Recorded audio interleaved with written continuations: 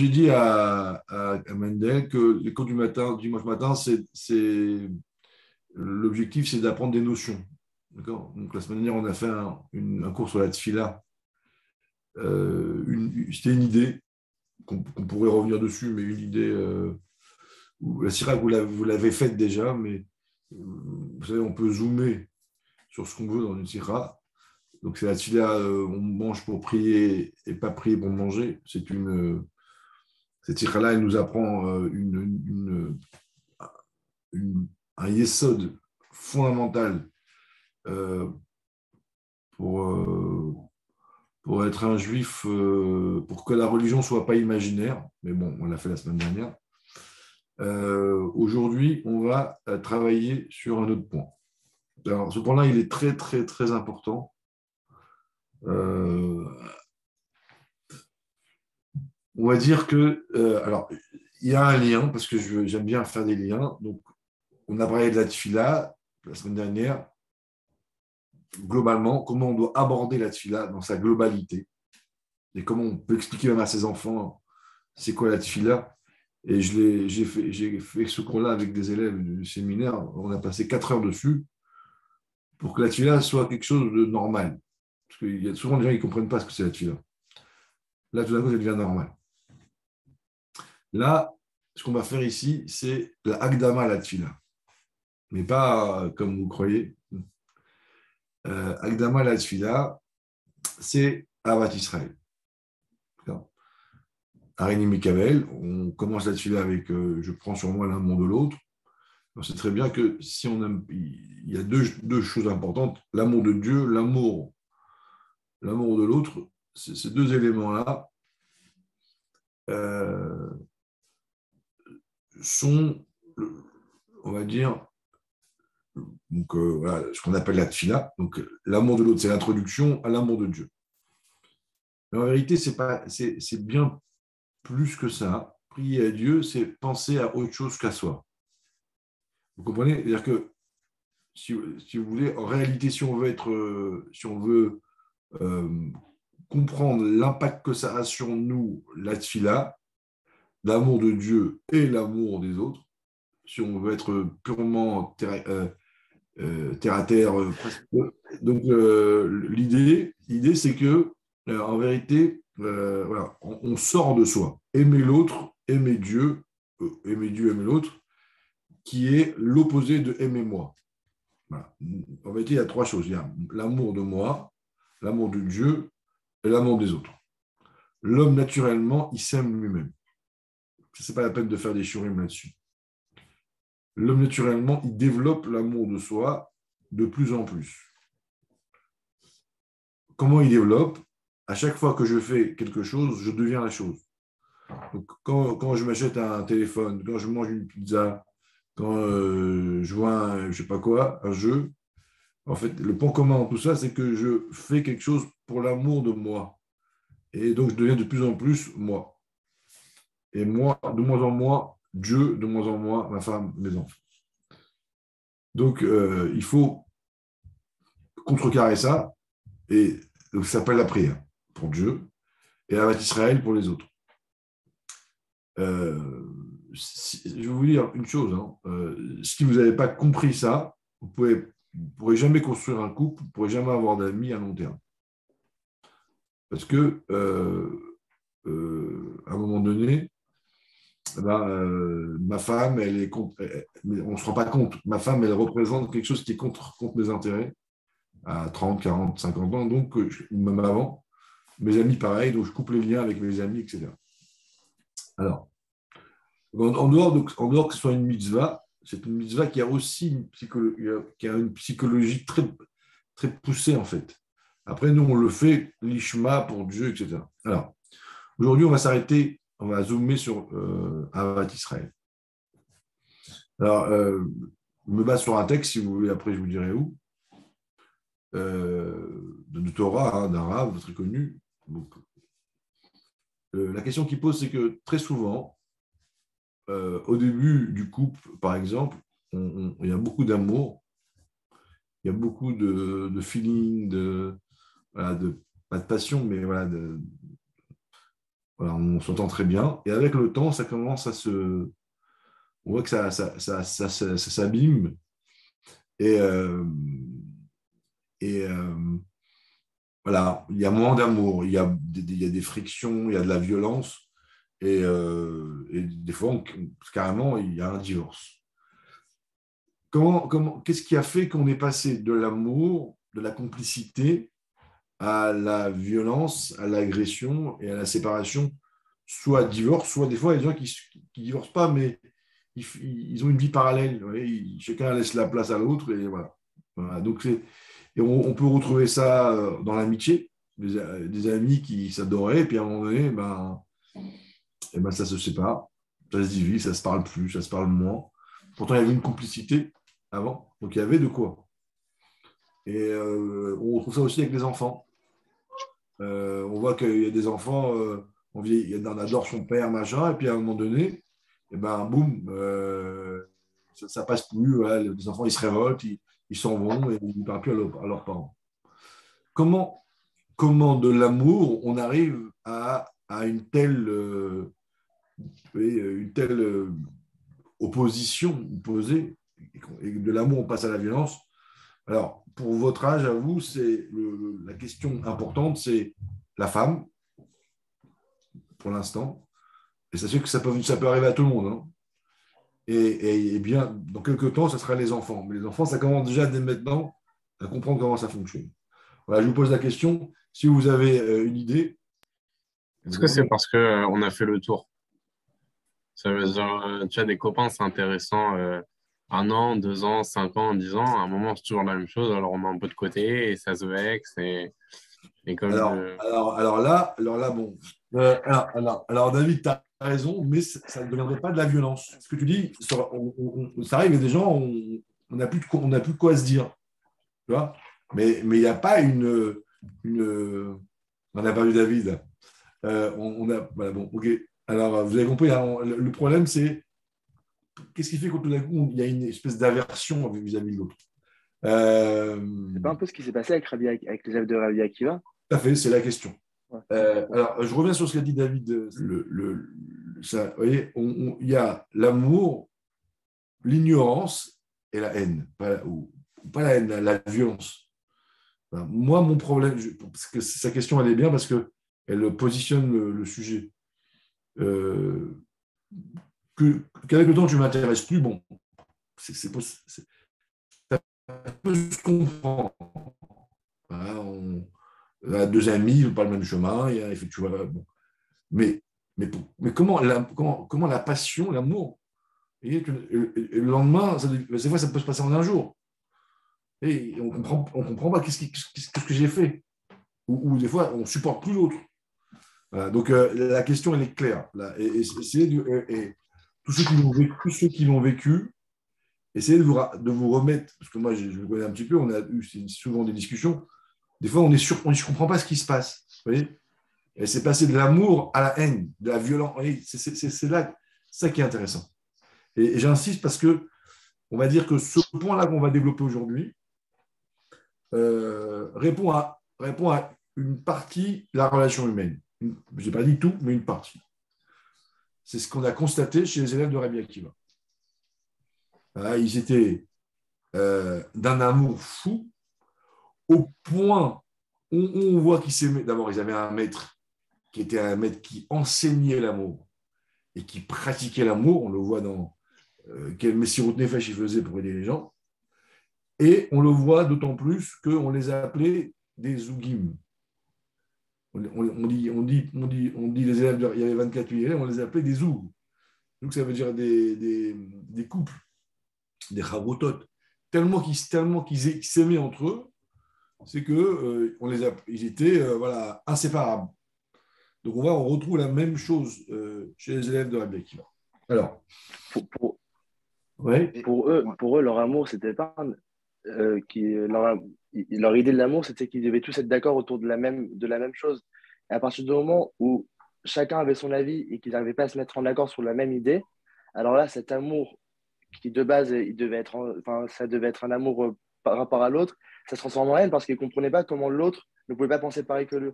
Et pourquoi ça se transforme en haine?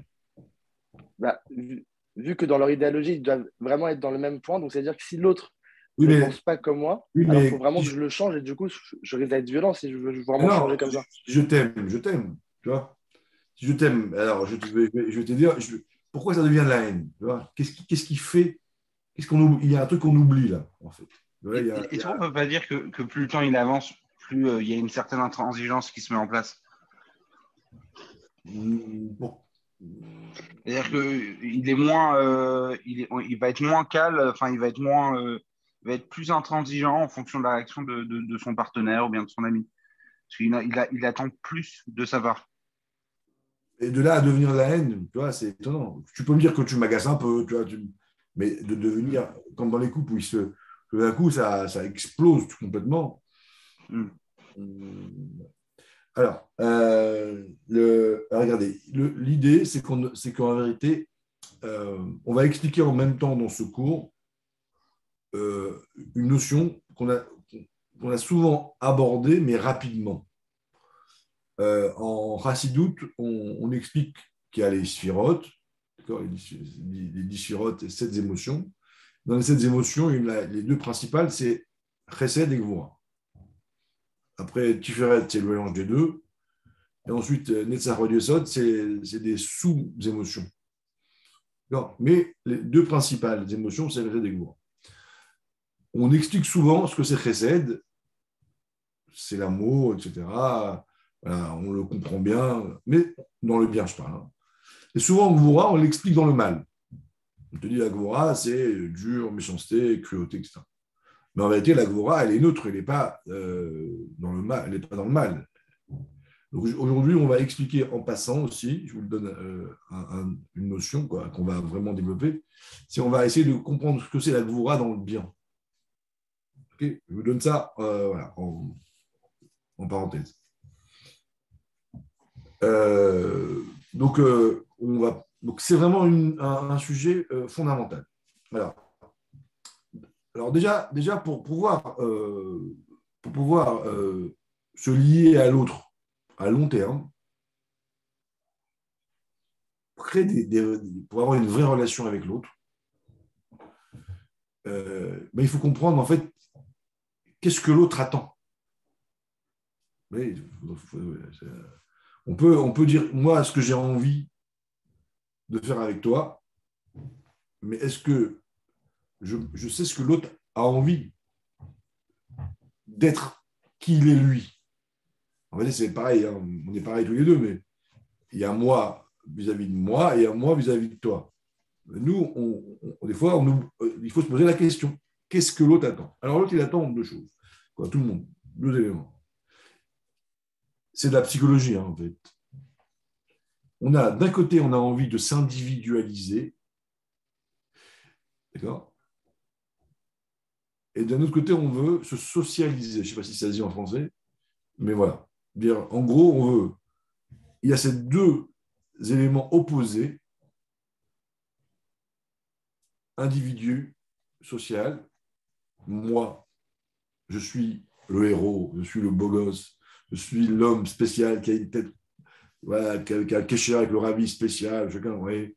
Dans ma vie, je vais faire des grands. Et je suis différent. Et si on te dit oui, mais l'autre aussi, ah non, moi, c'est différent. Oui, à moi. Ouais. Et on veut une forme de solitude, le héros seul dans le désert, vous savez, qui fait une dépression au bout de 2 heures quand il est seul. Mais, et d'un autre côté, on a envie d'être dans un groupe, d'être aimé, d'avoir des amis, d'être considéré, mais en même temps, dans le groupe, d'être un peu différent. Donc, ces deux états-là, ils sont un besoin profond. Voilà. J'ai ces deux choses-là en même temps en moi. Le besoin des deux choses. Alors, pourquoi je dis ça? Alors, après, vous pourrez prendre un tableau, écrire, faire un deux plans. C'est deux choses opposées, il faut bien comprendre. Hein. Je veux être seul et je veux être avec les autres. Voilà. Donc, si vous comprenez que votre femme a besoin de ces deux choses-là, alors, vous allez vite comprendre que de temps en temps, vous écrasez une partie, vous bafouez une partie d'elle, et c'est ce qui va faire qu'elle, tout d'un coup, elle va avoir une réaction de rejet de vous, ou vice-versa. Que si on touche à votre alors que si on touche à votre individualité trop souvent, ça va créer un rejet de sa part au même titre que si vous ne l'aimez pas. Et au même titre qu'elle a besoin d'être aimée, elle a besoin d'être respectée. Voilà les mots. Il y a amour et respect. Et vous allez voir, tout ça, c'est écrit. Mais déjà, je le dis simplement, parce que des fois, on lit des textes, vous allez voir, c'est écrit, et pourtant, on passe à côté, on ne l'a pas enregistré. Mais là, je l'explique pour que ça devienne une évidence. Voilà.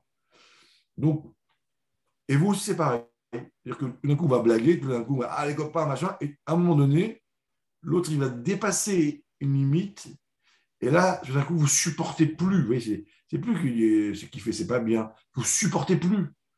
Ça vous agace, vous changez de tête et vous devenez méchant, et vous devenez agressif. Et si l'autre ne comprend pas, vous coupez les ponts. Et vous dites, mais pourquoi? Parce que tout d'un coup, on a touché à votre individualité. On est rentré dans quelque chose de vous qui est presque existentiel et que ça crée en vous un agacement, un sentiment d'envahissement. On touche à une part de vous profonde qui est votre territoire et vous contrôlez même plus vos réactions. C'est comme si qu'on vous plantait un couteau. Et ça vous fait tellement souffrir que quand vous faites comment dire, la balance entre le bonheur du social et la souffrance où il rentre dans les ça s'appelle les arba amot, on dit je préfère ni de ton miel, ni de ta piqûre. Je préfère ni de ton amitié, parce que ton amitié, elle est envahissante, elle rentre dans mon territoire. Okay. Mais ça peut s'appliquer aussi dans les premières années du mariage. Pas que après. Ça peut s'appliquer le premier jour. Hein. Si tu arrives en chidour et tu lui dis oh, comme vous êtes belle, madame, ou tu lui montres tout simplement que tu la trouves géniale, tu vas dire mais pourtant, c'est de l'amour. Je vous ai dit que je vous aimais. Elle dit mais tu m'as envahi. Bon, tu as tout perdu. D'accord, mais cette notion d'individualité, là, que tu dis, c'est un problème, c'est pas un problème qui se crée avec le temps, c'est un problème qui est présent depuis tout le temps, non?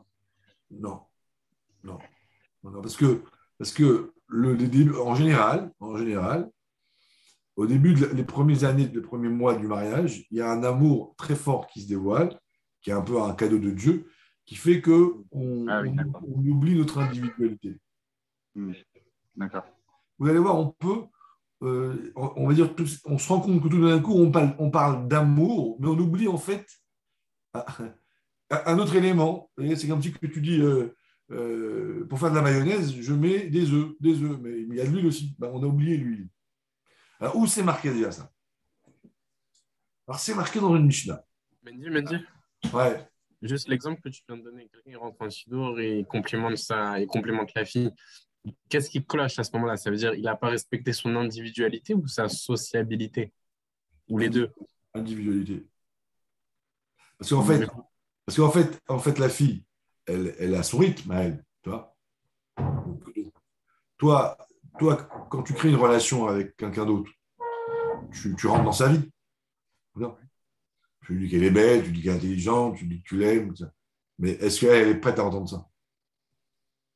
Est-ce qu'elle est prête à laisser cette place-là? Tu vois?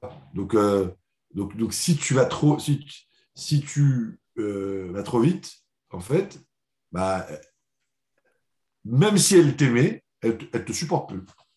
Moi, j'ai vu ça des cas comme ça. Et grâce à Dieu, alors, normalement, on est là pour accompagner. Alors, des fois, on répare la chose, tu vois, mais la personne en face, elle te dit, c'était trop, tu vois. Donc, tu vois, et alors, quand la personne est intelligente, elle sait, elle reprend du recul, on reprend sa place, c'est comme une danse, quoi, tu vois. C'est à deux, tu vois. Alors, ça, là, ce qu'on vient de dire, c'est marqué dans les Mishnayot.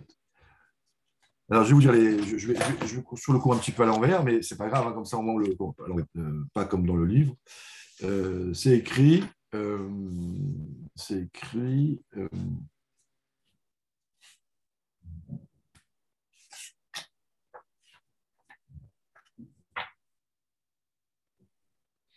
Alors, il y a un passage qui dit Ve'ahavta l'orecha kamocha. Donc ça, c'est l'amour. Mais il y a un autre verset qui dit, une Mishnah, qui dit Ichvod chaverecha, chaviv alecha keshelach. Que, vous voyez, on nous dit que le kavod de ton ami soit chaviv, soit important à tes yeux, comme le tien. Vous voyez, donc il y a l'amour et le respect. Et sur ce, il y a un midrash qui dit Kach amar lahem hakadosh baruch hu l'Israël. Ainsi Dieu parle aux Juifs. Manaï, klum chasirati lachem, nadati lachem akol. Il vous manque rien, je vous ai tout donné. Ma ani mevakesh, ela sheteyu oavim zelazé, vetiyu mechabdim zelazé. Je vous demande une chose, c'est que vous vous aimiez et que vous vous respectez. D'accord? Donc on voit que le Midrash, il dit, je vous demande deux choses, l'amour et le respect. Et là, il dit, non seulement que l'amour et le respect, ce n'est pas la même chose, mais c'est carrément opposé. Et c'est ce qu'on va essayer d'expliquer dans ce cours. Voilà. Mais déjà, on a déjà une preuve, parce que je ne suis pas là pour faire des cours de psychologie, on a déjà une base, des preuves, un passouk, une Mishnah. Alors c'est intéressant, pourquoi il n'y a pas deux psukim? Pourquoi c'est un passouk et une Mishnah? Je ne sais pas. Un midrash clair qui dit que une construction entre deux êtres, c'est l'amour et le respect.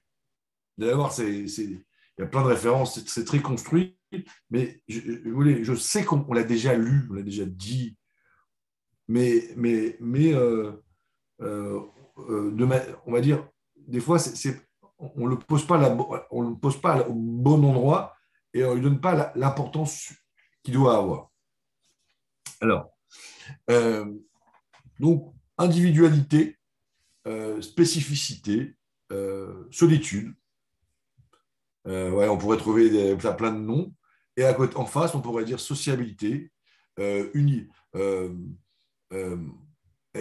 avec des gens, être dans un groupe, vous voyez, appartenir à quelque chose. Vous voyez. Donc, on a ces deux tendances-là qui sont en même temps, qui sont de temps en temps, plus à un moment ou à un autre.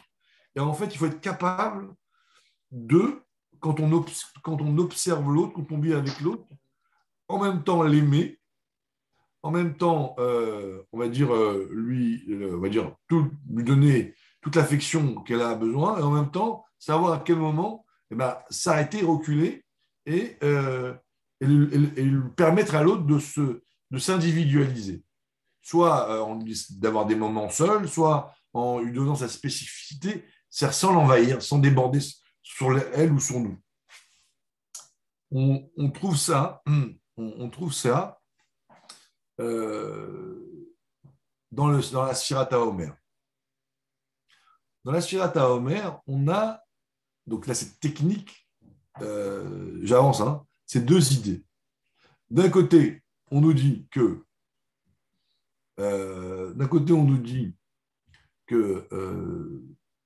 le Sirata Omer, c'est 49 jours dans sa globalité, que si on rate un jour, on ne peut pas continuer. D'accord ? Et en même temps, on nous dit que les jours qu'on a fait, qui sont passés, ils sont, la brasse qu'on a fait, elle n'est pas les vatala. On ne dit pas, comme tu as raté maintenant, alors les jours d'avant, ils sont ratés. D'accord ? Donc, et pour autant, on nous dit, mais les jours d'après, tu ne peux pas les faire. Mais dans cette approche-là, on a ici les deux idées. On a les deux idées. Chaque jour d'avant, en tant qu'individualité, a existé. Et pour autant, la Torah, elle nous dit qu'il faut la globalité. Donc, c'est pour ça que pour la suite, on ne fait pas. Alors, pourquoi je ne vais pas rentrer dans la halakha, les pratiques, mais voilà, on trouve techniquement dans la Torah cette idée-là de Yom et de Yamim en même temps. Alors, il y a une histoire d'un homme très, très riche, l'histoire qu'on connaît, mais là, elle reprend son sens. Il avait tout. Donc, il avait tout, sauf l'amitié. Et il raconte que donc il était très seul. Parce que vous savez, quand vous êtes très riche, c'est très compliqué d'avoir un ami. Et il dit que jusqu'au jour où il a rencontré le shliach d'une ville, et il dit c'est devenu mon ami. Et pour lui, c'était, vous voyez, c'était un cadeau extraordinaire de trouver un ami, une personne. Vous voyez, donc sa richesse l'a rendu, a créé en lui une forme de solitude très forte. Alors,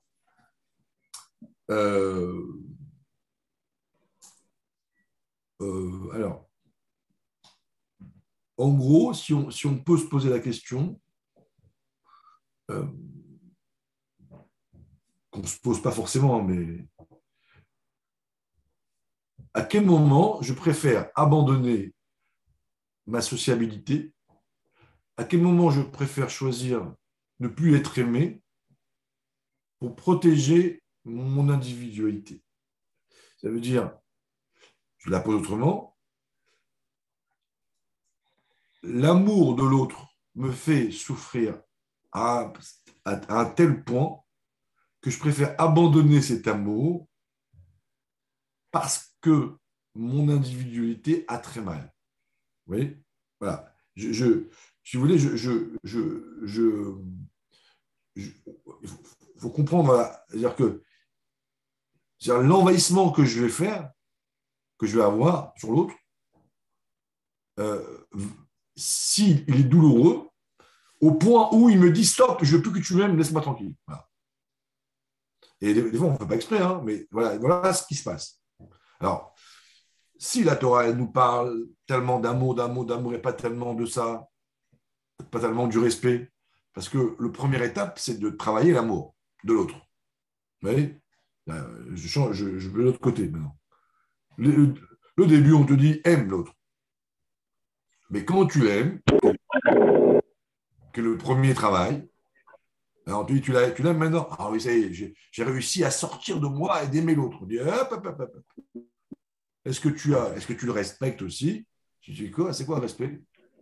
Ouais, donc voilà si vous voulez, le fait qu'il faut aimer et que c'est compliqué et que c'est une mise à ça, on comprend. Voilà. Mais le fait que quand tu aimes, on te dit mais jusqu'à où? Tu dis mais pourquoi il faut un frein dans une voiture? Une voiture, c'est fait pour accélérer.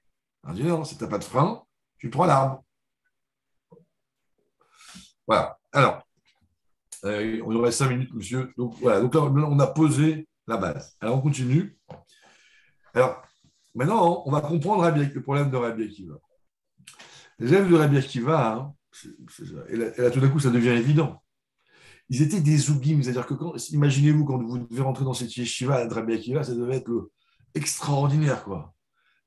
24 000 personnes qui s'aiment vraiment des amis, quoi. C'était pas une yeshiva froide. Vous voyez des gens s'aimer vraiment.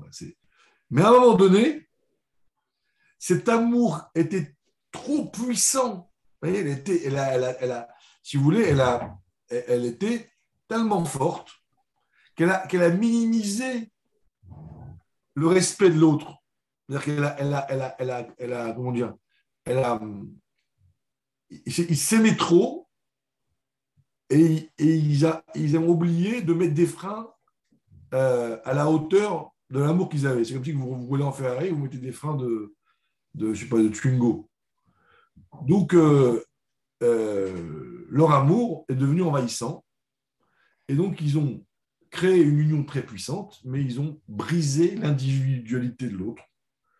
Voilà. Et c'est transformé c'est devenu insupportable, au point où je pense que quand Dieu les a... Alors, je ne sais pas s'il y a eu vraiment 24 000 morts, parce que le rabbi discute sur le chiffre. Dans tous les cas, ça a créé une destruction de leur amour, en fait, de leur lien. Voilà. Alors,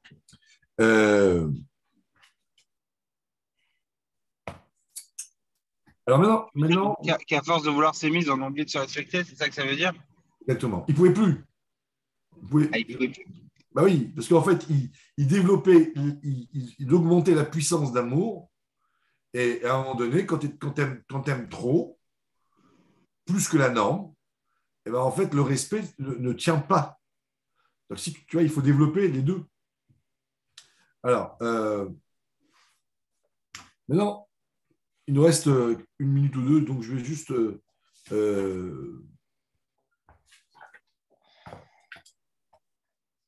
décrire un petit peu le mouvement de l'amour. Maintenant qu'on a posé le cadre de mouvement de l'amour. Il dit l'amour, c'est quoi l'amour? Parce qu'on dit aimer, mais on ne sait pas comment il s'exprime. Alors il dit l'amour, c'est deux choses. L'amour, c'est l'envie de donner, et l'amour, c'est aussi l'envie de faire un avec l'autre. En hébreu, le mot ahava, c'est gematria combien, David? 13. 13. Echad. Ahava, Echad, c'est la même gematria. D'accord? Donc, aimer, c'est vouloir être avec. Et c'est vouloir donner. D'accord? Et il dit, c'est pour. Alors, il dit, je vais lire les mots parce que c'est intéressant. C'est pour ça qu'on aime naturellement nos enfants, notre famille, car on a une source commune. Vous voyez, il y a Echad. Donc, c'est ce qui crée l'amour. C'est pour ça que l'amour nécessite un pot commun, une cause commune. Quand j'aime quelqu'un, je me lie à cette personne. J'ai le sentiment d'être compris par elle, donc je suis un avec elle. Je profite de son intelligence. Vous voyez, il y a une fusion. Il me donne un bon sentiment, il crée en moi des sentiments positifs, parce que en fait, j'existe pour lui ou pour elle. Et donc, je souhaite que cette personne-là fasse partie de ma vie. Et donc, il y a donner, fusionner.